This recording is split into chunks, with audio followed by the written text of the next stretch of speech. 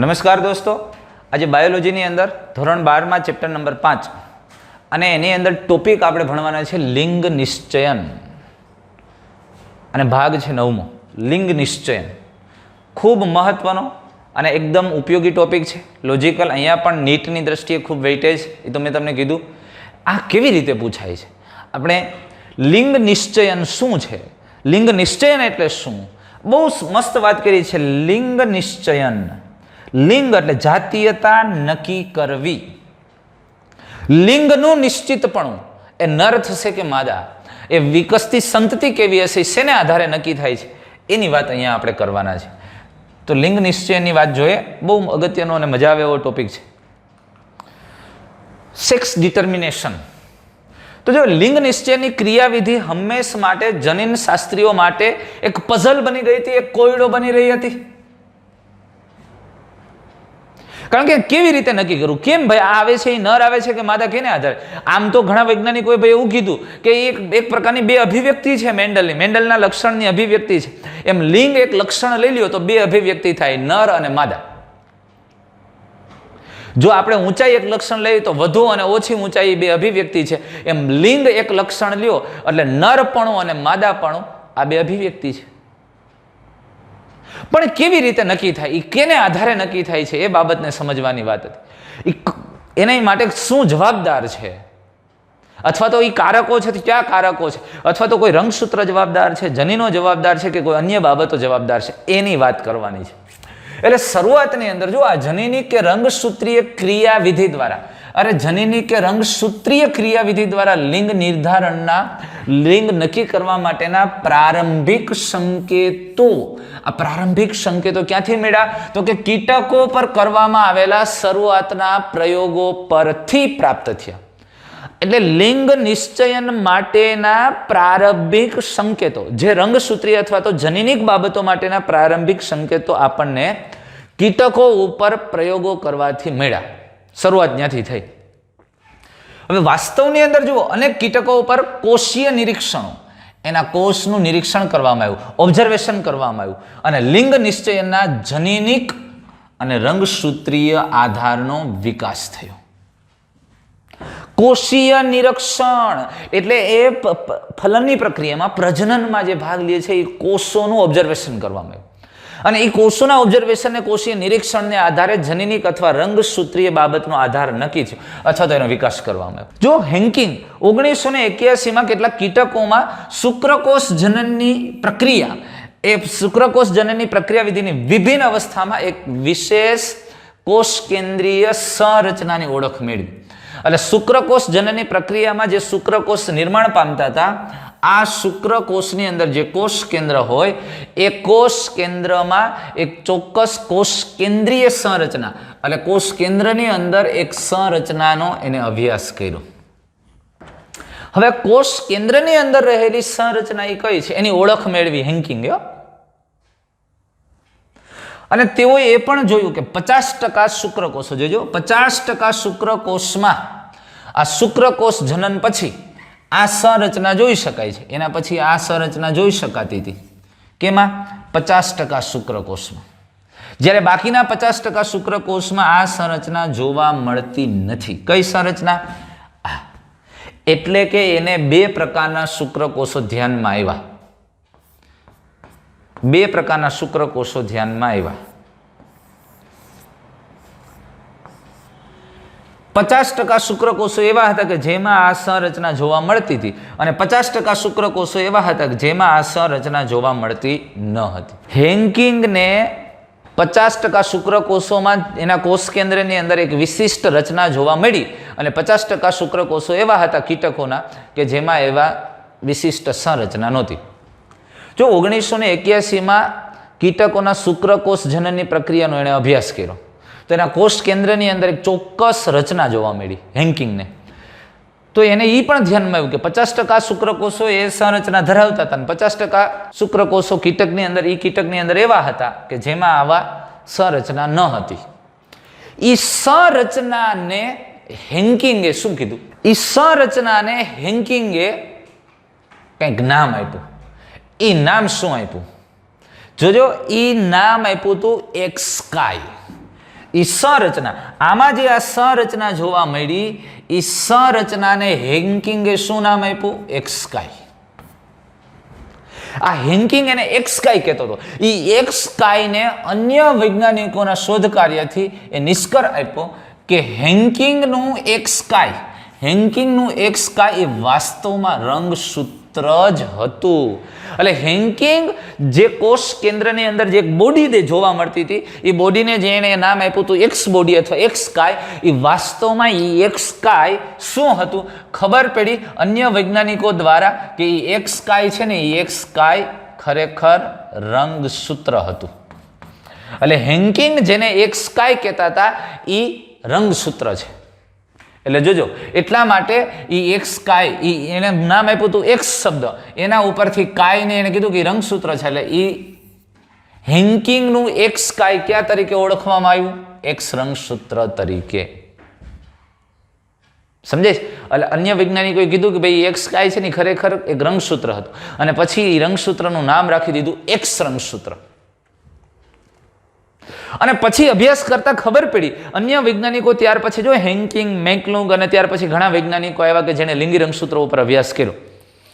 અને અભ્યાસ કરતા ખબર પડી કે ઘણા કીટકોની અંદર, ઘણા બધા કીટકોમાં લિંગ નિશ્ચયનની ક્રિયાવિધિમાં X0 પ્રકાર હોય છે. X0 પ્રકાર, લિંગ નિશ્ચયનની અંદર X0 પ્રકાર એટલે શું દોસ્ત? આ શું કહેવા માંગે છે?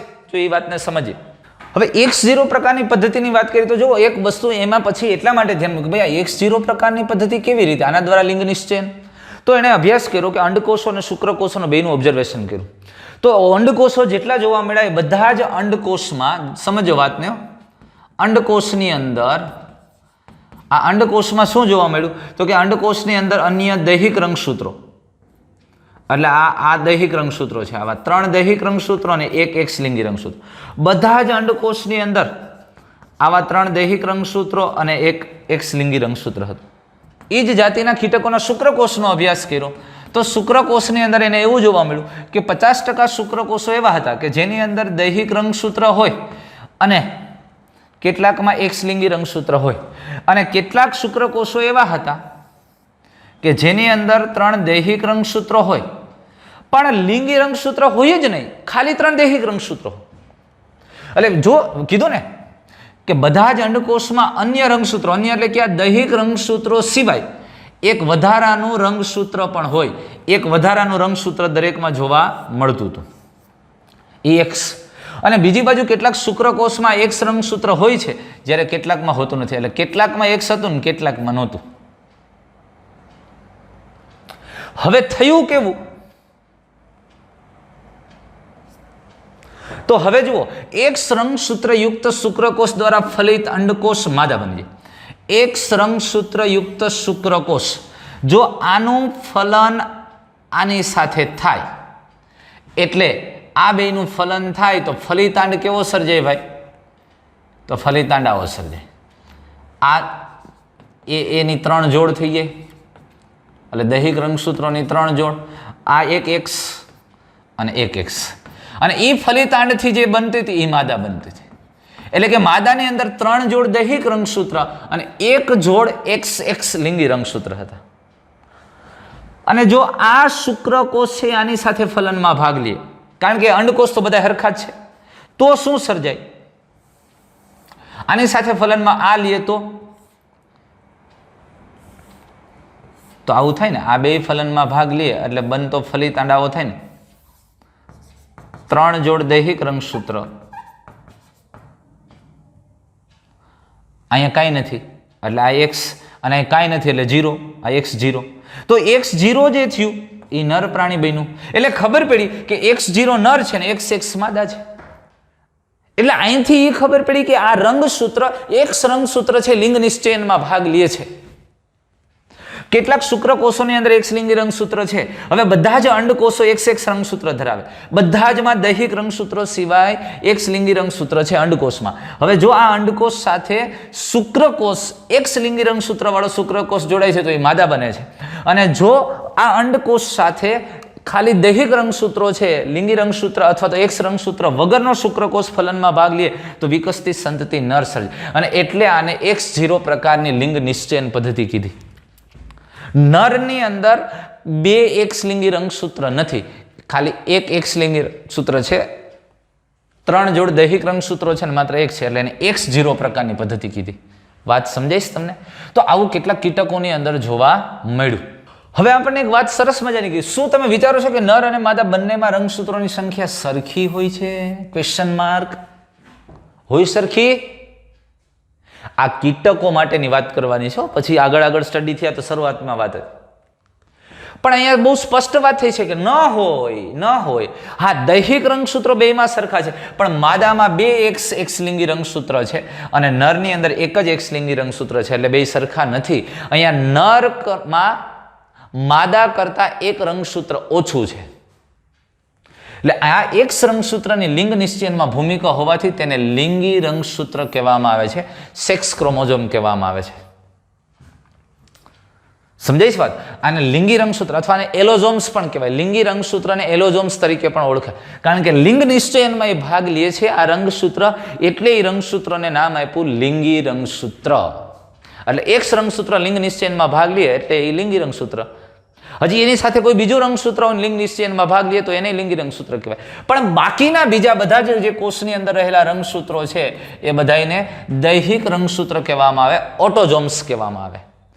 લિંગી રંગસૂત્રને એલોઝોમ્સ અથવા સેક્સ ક્રોમોઝોમ કહેવાય અને આને ઓટોઝોમ્સ કહેવામાં આવે, દૈહિક રંગસૂત્રોને. તો તીતી ઘોડાની અંદર, તીતી ઘોડા આપણે ટીડડું કહીને, એ તીતી ઘોડામાં X0 પ્રકારનું લિંગ નિશ્ચયનું ઉદાહરણ છે. એટલે એના નરની અંદર X0 હોય છે, માત્ર એક જ એક્સલિંગી રંગસૂત્ર હોય, અને માદામાં બે એક્સલિંગી રંગસૂત્રો હોય છે.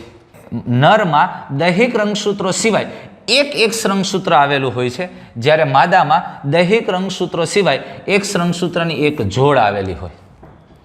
નરમાં દૈહિક રંગસૂત્રો સિવાય એક લિંગી રંગસૂત્ર આવેલું અને માદામાં દૈહિક રંગસૂત્રો સિવાય એક રંગસૂત્રની આખી જોડ હોય. એટલે તીતી ઘોડામાં X0 પ્રકારનું લિંગ નિશ્ચયન જોવા મળે.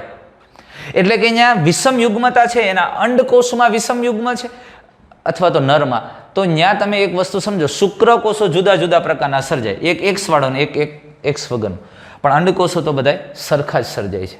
અને લિંગ નિશ્ચયનની અંદર જુદાપણું શેને લઈને આવે છે? શુક્રકોષોને લઈને. લિંગ નક્કી કોને આધારે થશે?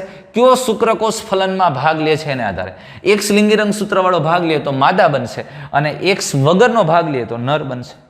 એટલે નરનું લિંગી રંગસૂત્ર બંધારણ કેવું થયું? X0 પ્રકારનું, અને માદાનું XX.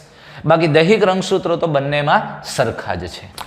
હવે લિંગ નિશ્ચયની ક્રિયાવિધિ સમજવા માટે અન્ય ઘણી બધી જાતિઓમાં પણ અભ્યાસ કરવામાં આવ્યો, તેની શોધ કરવામાં આવી. જો ઘણી બધી જાતિઓમાં એની શોધ કે અભ્યાસ કરવામાં આવ્યો.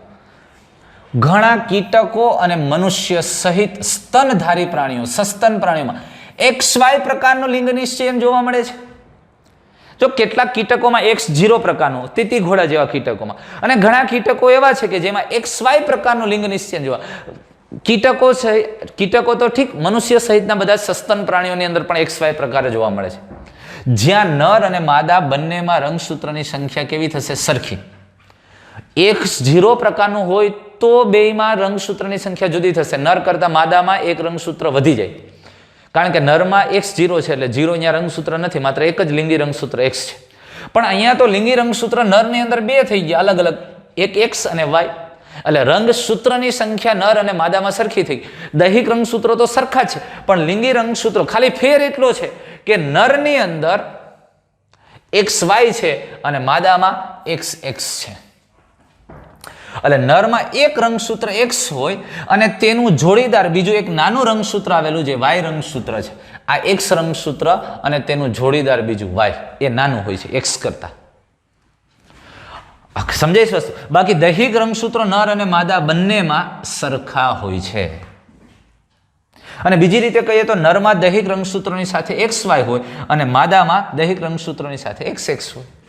એટલે દૈહિક રંગસૂત્રો 22 જોડ બેયમાં છે. મનુષ્યની વાત કરો તો 22 જોડ બેયમાં છે. નરમાં 23મી જોડ છે એ XY છે અને માદામાં 23મી જોડ XX છે. પણ રંગસૂત્રની સંખ્યા બંનેમાં 46. આ કીટકોની અંદર એવું થાય કે દૈહિક રંગસૂત્રો 3 જોડ છે અને લિંગી રંગસૂત્રોની એક જોડ છે.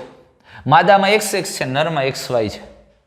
એટલે અહીંયા રંગસૂત્રોની સંખ્યા તો 8 જ થઈ, 4 જોડ. આપણામાં 23 જોડ. એટલે રંગસૂત્ર XY પ્રકારનું જો લિંગ નિશ્ચયન જોવા મળતું હોય તો રંગસૂત્રની સંખ્યા બંનેમાં સમાન થાય. X0 પ્રકારનું લિંગ નિશ્ચયન જોવા મળે તો નર અને માદામાં રંગસૂત્રની સંખ્યા જુદી જુદી થાય. નરમાં એક રંગસૂત્ર ઓછું હોય માદા કરતા. ક્લિયર વાત? તો હવે ઉદાહરણ તરીકે આપણને વાત કરીએ કે મનુષ્ય અને ડ્રોસોફિલાના નરમાં દૈહિક રંગસૂત્રો ઉપરાંત, જોજો, નરમાં દૈહિક રંગસૂત્રો ઉપરાંત એક X અને Y રંગસૂત્ર હોય છે. જ્યારે માદામાં દૈહિક રંગસૂત્રો ઉપરાંત એક X રંગસૂત્ર, એક નહીં, એક જોડ X રંગસૂત્ર હોય છે. એ તો તમને ખબર છે. તમે બે પ્રકારના લિંગ નિશ્ચયન એટલે કે X0 પ્રકારનું અને XY પ્રકારનું, આ બે પ્રકારના લિંગ નિશ્ચયનની આપણે વાત કરીએ, એનો અભ્યાસ કર્યો. પણ બંનેમાં આ બે પ્રકારના લિંગ નિશ્ચયનમાં જન્યુઓનું નિર્માણ તમે જુઓ તો નર છે એ નર બે પ્રકારના જન્યુઓનું નિર્માણ કરે છે. આ બે પદ્ધતિની અંદર જન્યુ નિર્માણને તમે જુઓ તો નરમાં બે પ્રકારના જન્યુ સર્જાય. હવે હું તમને એમ કહું કે XY પ્રકારનું લિંગ નિશ્ચયન હોય તો એમાં અંડકો તો નરની અંદર XY છે અને માદા છે એ XX છે. તો બધા જ અંડકોષ કેવા હશે? તો કે દૈહિક રંગસૂત્રો સિવાય એક X લિંગી રંગસૂત્ર ધરાવતા હશે. પણ નરની અંદર સર્જાતા શુક્રકોષો બે પ્રકારના હશે. દૈહિક રંગસૂત્રો ઉપરાંત એક X લિંગી રંગસૂત્ર અને 50% શુક્રકોષો એવા હશે દૈહિક રંગસૂત્રો ઉપરાંત Y લિંગી રંગસૂત્ર. અને અહીંયા તો દૈહિક રંગસૂત્રો ઉપરાંત બધા જ X હશે. આમાં કઈ જુદું નહીં પડે. એટલે વિષમતા ક્યાં આવી? નરજન્યુઓમાં. જુદાપણું ક્યાં આવ્યું? નરજન્યુમાં. શુક્રકોષો અલગ અલગ સર્જાય છે. XY પ્રકારનું હોય તો કેટલાક જન્યુઓ X રંગસૂત્રવાળા અને કેટલાક Y રંગસૂત્રવાળા. હવે X0 હોય તો તમને ખબર જ છે, કાં તો A+X હોય અને કાં A એકલું હોય. એટલે X રંગસૂત્ર સહિત અથવા રહિત, અથવા તો X લિંગી રંગસૂત્ર ધરાવતા અથવા Y લિંગી રંગસૂત્ર, આમ બેયની અંદર અલગ અલગ નરજન્યુઓ થાય. એટલે બે પ્રકારના નરજન્યુઓ સર્જાય. એટલે આ પ્રકારના લિંગ નિશ્ચયને નર વિષમ યુગ્મકતા કહેવામાં આવે છે. મેલ હેટ્રોગેમેટી, નર વિષમ યુગ્મતા. એટલે આ લિંગ નિશ્ચયનો એક પ્રકાર થયો વિષમ યુગ્મતા. વિષમ યુગ્મતા એટલે કે કોઈ જન્યુઓ જુદા જુદા પ્રકારે સર્જાય છે. તો આના પાછા બે પેટા પ્રકાર આપણે પાડી શકીએ. નર વિષમ યુગ્મતા અને નર વિષમ યુગ્મતાની અંદર બે રીતે લઈ શકીએ. X0 પ્રકાર અને બીજો પ્રકાર આપણે લઈ શકીએ XY. આવી જ વસ્તુ આપણને જોવા મળે છે માદા વિષમ યુગ્મતા. અહીંયા નરની અંદર X0 અને નરની અંદર XY છે. એવી રીતે માદાની અંદર પણ X0 અને નર XX હોય અને બીજું એવી જ રીતે XY ની જગ્યાએ આપણે ZW લઈએ છીએ. માદાની અંદર XY એની જગ્યાએ રંગસૂત્રનું નામ આપણે બદલાવી નાખીએ ZW.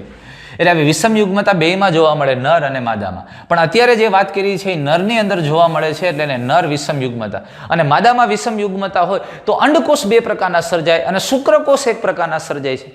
એટલે અહીંયા બહુ સરસ વાત કરી. કેટલાક અન્ય સજીવોમાં જેમ કે પક્ષીઓમાં અલગ પ્રકારનું લિંગ નિશ્ચયન જોવા મળે છે. અને એ પક્ષીઓની અંદર અલગ પ્રકારનું લિંગ નિશ્ચયન એટલે કે ત્યાં માદા વિષમ યુગ્મતા છે.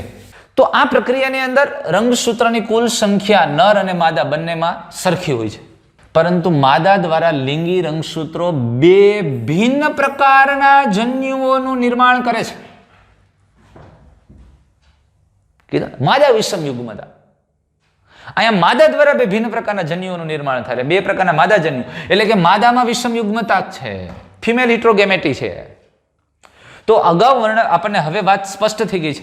તો અગાઉ વર્ણવેલ લિંગ નિશ્ચયન વિશિષ્ટ પદ્ધતિના ઉદ્દેશથી પક્ષીઓના લિંગી રંગસૂત્રોને Z અને W રંગસૂત્ર વડે દર્શાવ્યા છે. એટલે એનું નામ બદલાવી નાખ્યું. Xની જગ્યાએ XY ની જગ્યાએ Z અને W. જો માદા છે એ Z અને W અલગ અલગ રંગસૂત્રો ધરાવે અને નર છે એ એક સરખા લિંગી રંગસૂત્રો ધરાવે. તો અહીંયા સંતતિ કઈ પેદા થશે, કોના દ્વારા નક્કી થશે? અરે અહીંયા જે સંતતિનું નિર્માણ થાય માદાના અંડકોષ દ્વારા નક્કી થશે. કયો અંડકોષ ફલનમાં ભાગ લે? જો Z લિંગી રંગસૂત્ર વાળો અંડકોષ ફલનમાં ભાગ લે તો નર પ્રાણી થાય અને જે W રંગસૂત્ર ધરાવતો અંડકોષ શુક્રકોષ સાથે ફલનમાં ભાગ લે તો માદા થાય. કારણ કે બધા શુક્રકોષો સમાન હશે પણ માદા જન્યુઓ જુદા જુદા હશે. એટલે માદા વિષમ યુગ્મતા કહેવામાં આવે છે. સમજાણી વાત તમને? હવે તો જ્યારે નરમાં દૈહિક રંગસૂત્ર ઉપરાંત Z રંગસૂત્રની એક જોડ હોય છે અને જ્યારે માદામાં દૈહિક રંગસૂત્રો ઉપરાંત એક ઝેડ અને એક ડબલ્યુ રંગસૂત્ર હોય છે લિંગી રંગસૂત્ર તરીકે. મનુષ્યમાં લિંગ નિશ્ચયન, હવે બહુ સરસ, અને આ ભણાવવો જ ન પડે આ ટોપિક, તમને ખબર જ હોય. મનુષ્યની અંદર તમને ખબર કુલ 23 જોડ રંગસૂત્રો છે અને 23 જોડમાંથી 22 જોડ રંગસૂત્રો, એ 22 જોડ રંગસૂત્રો છે એ દૈહિક રંગસૂત્રો છે. આ દૈહિક રંગસૂત્રો છે અને 23મી જોડ છે એ લિંગી રંગસૂત્ર છે અને આ 22 દૈહિક રંગસૂત્રો છે અને આપણે એ થી દર્શાવીએ અને લિંગી રંગસૂત્રો છે એ XX અથવા તો XY હશે. હવે હું એમ વાત કરું કે પુરુષની અંદર અથવા સ્ત્રીની અંદર આપણે જનીન બંધારણ જોઈએ માદાની અંદર તો આવું થાય 23 જોડ દૈહિક રંગસૂત્રો અને એક જોડ XX લિંગી રંગસૂત્ર. અને નરની અંદર આપણે વાત કરીએ તો એમાં 23 જોડ દૈહિક રંગસૂત્ર અને એક જોડ XY લિંગી રંગસૂત્ર. હવે માદાની અંદર જે અંડકોષ સર્જાય છે બે પ્રકારના સર્જાશે, આનું અર્ધીકરણ થશે એટલે આમાંથી 50% અંડકોષ એવા હશે કે એમાં 23 જોડમાંથી 23 દૈહિક રંગસૂત્ર અહીંયા આવશે અને આ બેમાંથી એક X લિંગી રંગસૂત્ર અહીંયા આવશે. 50% અંડકોષ એવા હશે કે જેમાં આ 23, સોરી મારી મિસ્ટેક અહીંયા થઈ ગઈ, મારે 22 જોડ દૈહિક રંગસૂત્રો કહેવા પડે. તો 22 દૈહિક રંગસૂત્રો અહીંયા એવા હશે કારણ કે જોડમાંથી એક આ બાજુ ને એક આ બાજુ, અને 23મું જે લિંગી છે એમાંથી એક આ બાજુ ગયું છે એટલે અંડકોષો બે સરખા સર્જાશે. જ્યારે શુક્રકોષો સર્જાય તો શુક્રકોષો છે આમ બે લઈએ આપણે, બે પ્રકાર અર્ધીકરણ થાય એટલે 22 જોડમાંના 22 દૈહિક રંગસૂત્રો અહીંયા આવે અને આમાંથી એક અહીંયા આવ્યું હશે. આ બાજુ 22 જોડમાંનું 22 રંગસૂત્ર અહીંયા આવશે અને એક વાય આ બાજુ ગયું. એટલે શુક્રકોષો 50% સર્જાય છે. 50% શુક્રકોષોમાં એક લિંગી રંગસૂત્ર હશે અને 50%માં વાય હશે. પણ બધા જ અંડકોષો એક સમાન હશે કે એક લિંગી રંગસૂત્ર ધરાવતા હશે. તો અંડકોષ અથવા તો માદાજન્યુ સમાન છે. હવે જો આની સાથે આ અંડકોષ સાથે આ શુક્રકોષ ફલનમાં ભાગ લેશે તો વિકસતી સંતતિ, વિકસતો ગર્ભ કેવો હશે? તો કે આ 22 દૈહિક રંગસૂત્રો આ આવ્યા અને 22 અહીંથી એટલે 22 જોડ દૈહિક રંગસૂત્રો થશે. આ X અને અહીંથી પણ X આવે છે એટલે આ વિકસતો ગર્ભ છે એ માદા થશે. જલેબી ખાવ જલેબી, પણ આ જ અંડકોષ સાથે આ શુક્રકોષ ફલનમાં ભાગ લે અને જે ફલિતાંડ થાય અને એમાંથી વિકસતો ગર્ભ, તો 22 આ દૈહિક રંગસૂત્રો આ અને 22 અહીંથી આવે એટલે 22 જોડ થઈ જશે. અહીંથી વાય લિંગી રંગસૂત્ર અને અહીંથી X અને અહીંથી વાય. આ વિકસતો ગર્ભ છે એ નર હશે અને જન્મતું બાળક છે એ નર હશે. પેંડા. તો લિંગ નિશ્ચયન અહીંથી થાય અને જે જન્મતું બાળક અથવા સંતતિ નર હશે કે માદા એ કોના દ્વારા નક્કી થાય? શુક્રકોષો ઉપર નક્કી થાય છે. પણ આપણને પાછું આપણી ટેક્સ્ટ બુકમાં કીધું આપણી કમનસીબી છે કે જો ગર્ભ માદા અથવા તો બાળક છે એ માદા વિકસે છે અથવા તો માદાનો જન્મ થાય છે તો કુટુંબની અંદર સ્ત્રીને જવાબદાર ગણવામાં આવે છે. પણ વાસ્તવમાં, અને હવે એવું નથી, એ બધા જૂના વિચારો હતા, પણ એ નક્કી થાય છે એ બધું એક કયો શુક્રકોષ ફલનમાં ભાગ લે છે એના ઉપર. કોઈની બાબત નથી ભાઈ. 50% સંભાવના સ્પષ્ટ રીતે બાળક છે એ દીકરી જન્મે કે દીકરો અથવા તો પુત્ર જન્મે કે પુત્રી, એ સ્પષ્ટ રીતે 50% સંભાવના છે. જો એક લિંગી રંગસૂત્ર ધરાવતો શુક્રકોષ ભાગ લે તો એ દીકરી અથવા તો માદા જન્મ છે અને જો વાય લિંગી રંગસૂત્ર ધરાવતો શુક્રકોષ ભાગ લેશે તો નર જન્મ છે. એ 50% સંભાવના છે. એમાં કોઈનું ચાલતું નથી, કોઈ નક્કી થતું નથી.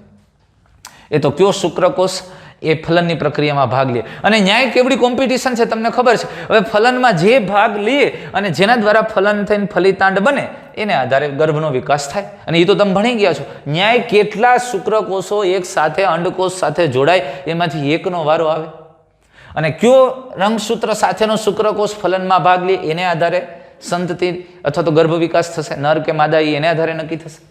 તો મનુષ્યમાં લિંગ નિશ્ચયન છે આ પ્રકારે થતું જોવા મળે. પણ એટલે આ તો XY પ્રકારનું વિષમ યુગ્મતા વાળું થયું. પણ હવે લિંગ નિશ્ચયનનો એક બીજો પ્રકાર આપણે વાત કરવી છે. અને લિંગ નિશ્ચયનો બીજો પ્રકાર મધમાખીની અંદર જોવા મળે, એકકીય દ્વિકીય હેપ્લોઇડ ડિપ્લોઇડ સેક્સ ડિટર્મિનેશન પદ્ધતિ. મધમાખીમાં લિંગ નિશ્ચયન. હવે મધમાખીમાં લિંગ નિશ્ચયન છે એ આવા લિંગી રંગસૂત્રને આધારે નથી, પણ એ કોષો છે, એ કોષો જ્યારે એના જન્યુઓ ફલનમાં ભાગ લે છે, એમાં બે જન્યુઓના ફલનથી વિકાસ થાય તો નર કે માદા થાય, અથવા તો એક જ જન્યુમાંથી સીધો વિકાસ થાય તો શું બને, એને આધારે નક્કી થાય. એટલે રંગસૂત્રના જૂથ એટલે કે એકકીય કોષો છે કે દ્વિકીય ફલિતાંડમાંથી અથવા તો જે ગર્ભનો વિકાસ થાય છે એ ગર્ભનો વિકાસ એકકીય કોષમાંથી થાય છે કે દ્વિકીય કોષમાંથી થાય છે, એને આધારે લિંગ નિશ્ચયન થાય છે. નર પ્રાણી થશે કે માદા, એક્સ કે વાય લિંગી રંગસૂત્રોને આધારે નહીં. એક વિકાસ શેમાંથી થાય છે, એકકીય કોષમાંથી થાય છે કે દ્વિકીય કોષમાંથી, તેને આધારે એમાંથી નર થશે કે માદા. એટલે આ પ્રકારના લિંગ નિશ્ચયનને એકકીય દ્વિકીય લિંગ નિશ્ચયન કહેવામાં આવે છે. એટલે કે haploid diploid sex determination method, એકકીય દ્વિકીય લિંગ નિશ્ચયન પદ્ધતિ. તો મધમાખીમાં રંગસૂત્રના સમૂહને આધારે લિંગ નિશ્ચયન થાય. રંગસૂત્રના જૂથને આધારે.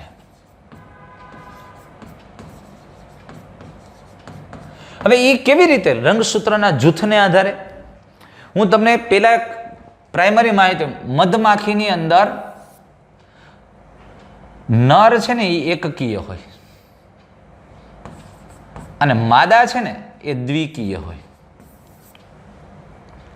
માદા પાછા બે પ્રકારના હોઈ શકે, કામદાર માદા માખી અને રાણી માદા માખી. પણ આ બે દ્વિકીય જ હોય, એ વસ્તુ મગજમાં રાખજો. બે દ્વિકીય હોય, માદા દ્વિકીય હોય, પણ માદા હોય બે પ્રકારની, કામદાર અને રાણી. સમજો, એની અંદર એકકીય એટલે કેટલા રંગસૂત્રો? 16. તો માદાની અંદર દ્વિકીય છે એટલે કેટલા રંગસૂત્રો હોય? 32. તો હવે એમાંથી કેવી રીતે નર અને માદા જેવો લિંગ નિશ્ચયન કેવી રીતે થાય છે? જોજો, નર પ્રાણી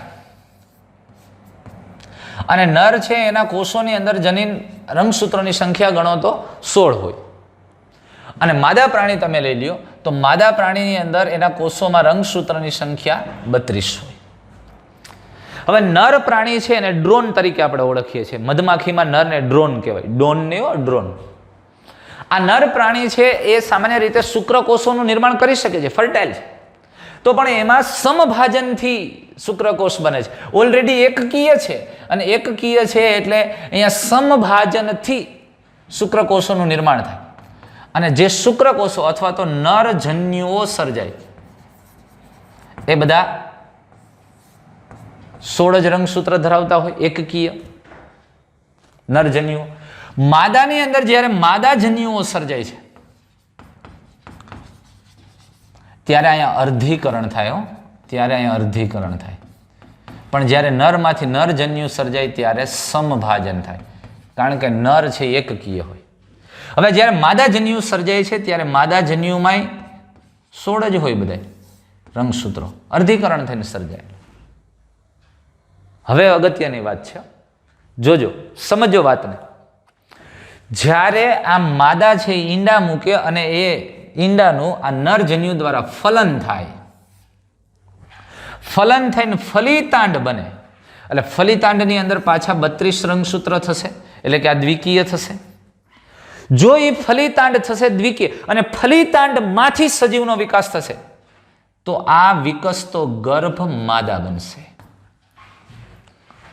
આ ફલિતાંડનો વિકાસ થયો,